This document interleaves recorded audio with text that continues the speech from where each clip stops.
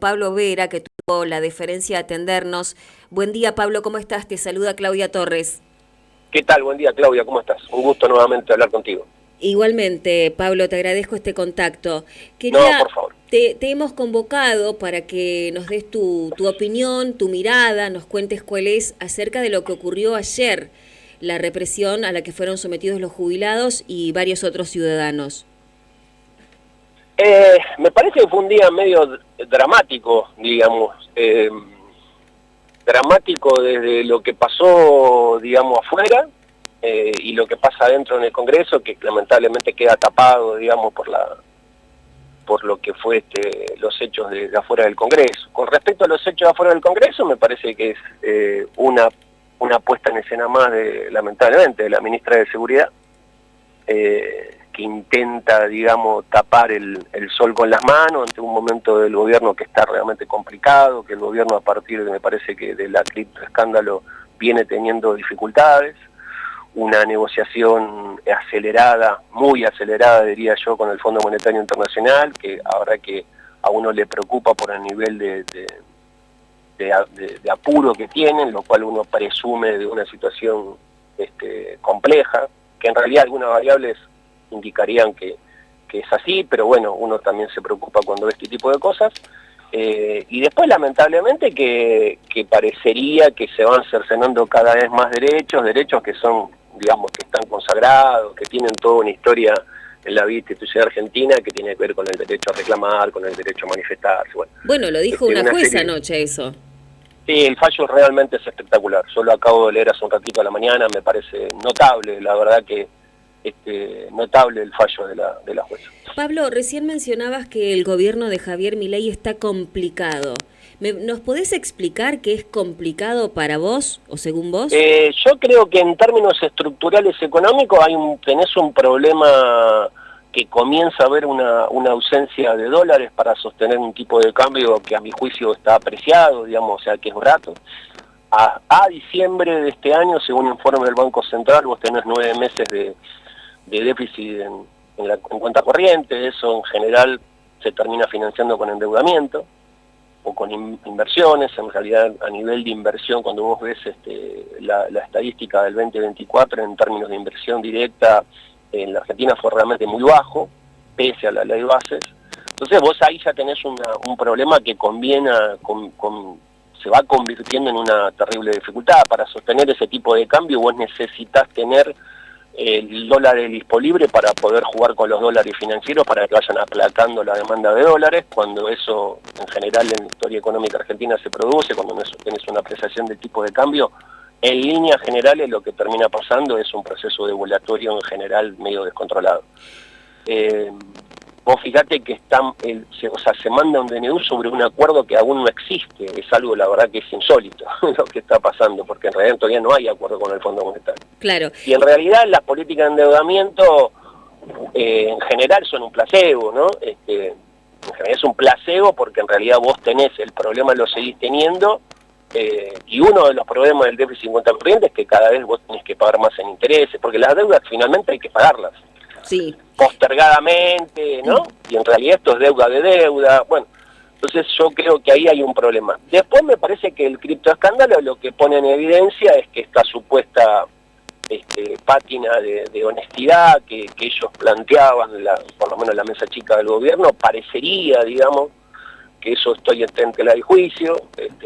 Hay varias investigaciones periodísticas notables, y bueno, Alconadamun por un lado, la nota que salió en el New York Times, que son muy interesantes, que describen cómo fue la operatoria. Yo creo que lo del caso Libra tiene derivaciones que todavía hoy no es difícil predecir. Entonces ahí hay una dificultad, y me parece que después hay otra dificultad, que el gobierno está teniendo el problema de cierto amateurismo, digamos, en algunos de sus jugadores, gente con muy poca experiencia política, y bueno, las escenas del Congreso son casi grotescas, digamos, ¿no? Intentando por la fuerza sacar a una legisladora para que no dé quórum. Bueno, la actitud absolutamente antiparlamentaria del presidente de la Cámara levantándose cuando en realidad la Cámara tenía quórum. Bueno, eso ahí te quería para mí preguntar. hay un proceso de Eso, de descomposición, digamos, ¿no? a eso quería ir, teniendo en cuenta lo que acabas de decir, que se levantó Martín Menem y dio por levantada y terminada la sesión. ¿Cómo es el funcionamiento de la Cámara de Diputados para aquellos que tal vez no tenemos el conocimiento profundo? ¿Qué tendría que haber pasado ayer? ¿Cuándo se No, determina que hay o no hay quórum? no, el quórum, en realidad primero lo que no puede hacer el presidente de la Cámara es decretar o determinar un cuarto intermedio. Los cuartos intermedios se vota, o sea, el presidente de la Cámara primero no puede hablar, digamos. No sé si vos te acordás los problemas que había para que en su momento Michetti, que era la vicepresidenta de la Nación, presidenta del Senado, ¿te acordás que ella quería hablar y le explicaban que ella no era senadora? Claro. Que ella lo que tiene que, bueno, organizar en la sesión, realmente. Yo digo cómico, pero la verdad que dramático, ¿no? Porque la que era vicepresidenta del país no sabía cuál era su rol según lo que determina la propia Constitución Nacional. Estando el quórum, no puede el presidente de la Cámara levantar la sesión. No puede, digamos, porque existe un reglamento en el cual todos los legisladores se someten a ese reglamento. Claro. Él lo que pretendió hacer es levantar la sesión con quórum y decretar él mismo un cuarto intermedio. Él no puede, no tiene facultades para decretar un cuarto intermedio. Pero se hizo, ¿y ahora qué prosigue? No, ahora seguramente interpreto yo que los legisladores van a pedir una nueva sesión. Lo que es interesante es por qué lo hizo, porque vos sabés que hay un problema o hay una dificultad con la presidencia de la Comisión de Juicio Político, donde ellos pretendieron cambiar la composición de las autoridades. Obviamente hay un nivel de preocupación por lo que eventualmente puede pasar por el caso Libra o eventualmente otros escándalos y no quieren que esa comisión se constituya. Claro. Ayer o sea, que esté medio en el aire, digamos. Sí. Bueno, es una dificultad, digamos, institucional grave que estamos teniendo. ¿Por qué crees que ayer, después de todo lo que se vio a través de varios medios nacionales, la gente en Capital salió a manifestarse? Yo creo que comienza a haber algún nivel de hartazgo.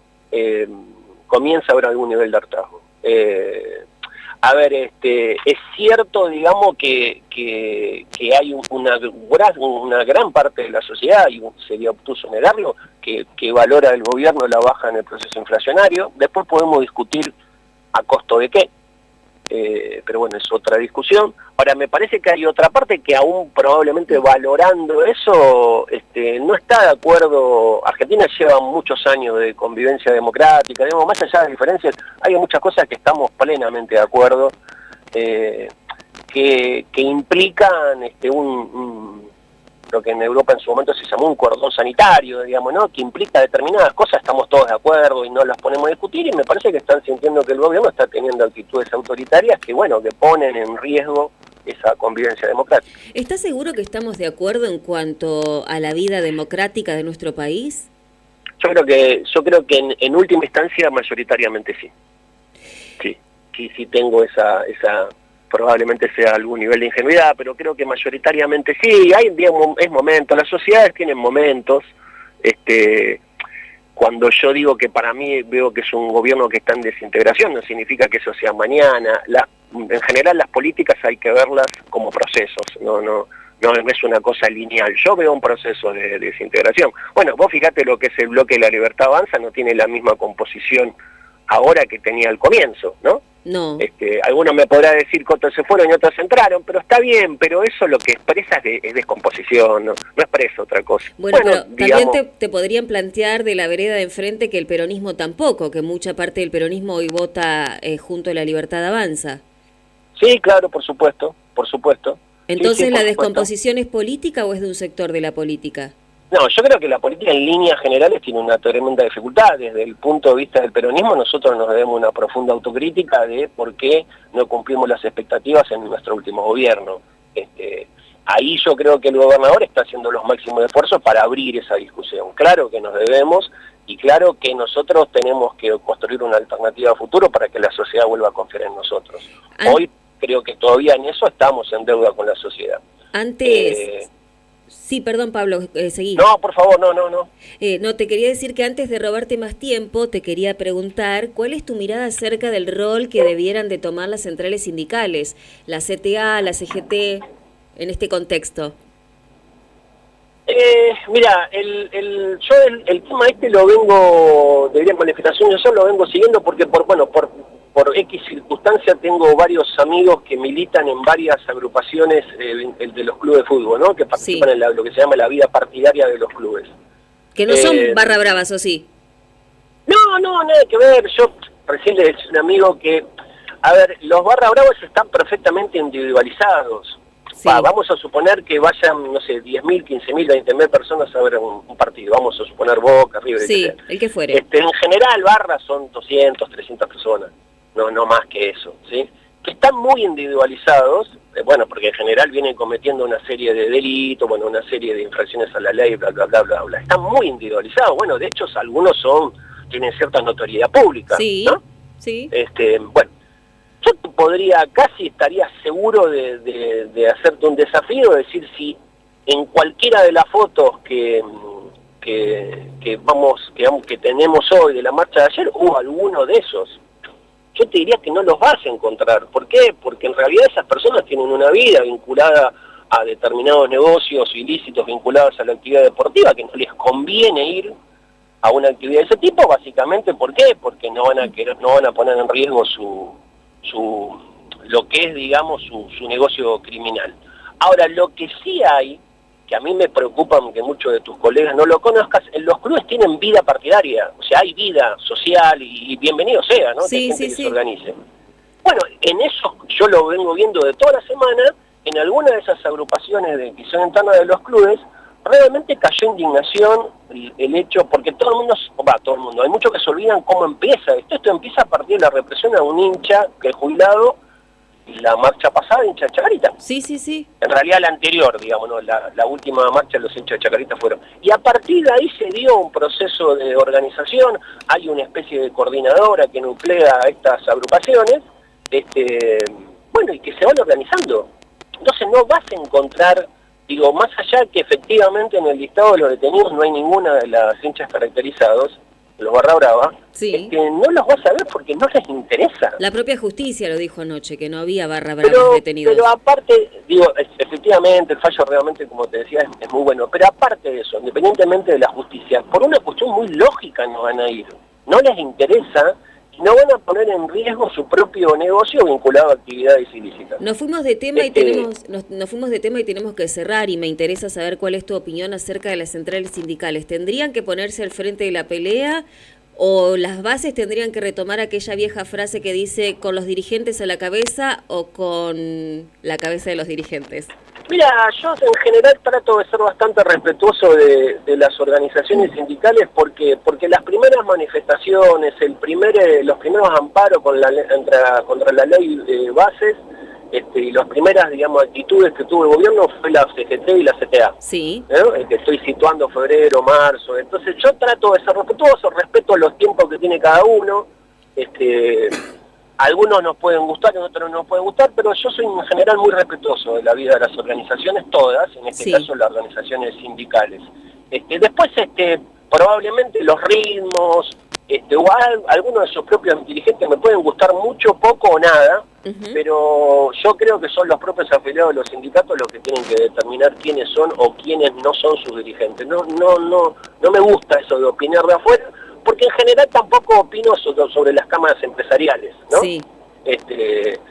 Yo contrapreguntaría, ¿no te parece que las cámaras empresariales vinculadas a las actividades del mercado interno o las políticas de exportación tenían que tener otra actitud con el gobierno?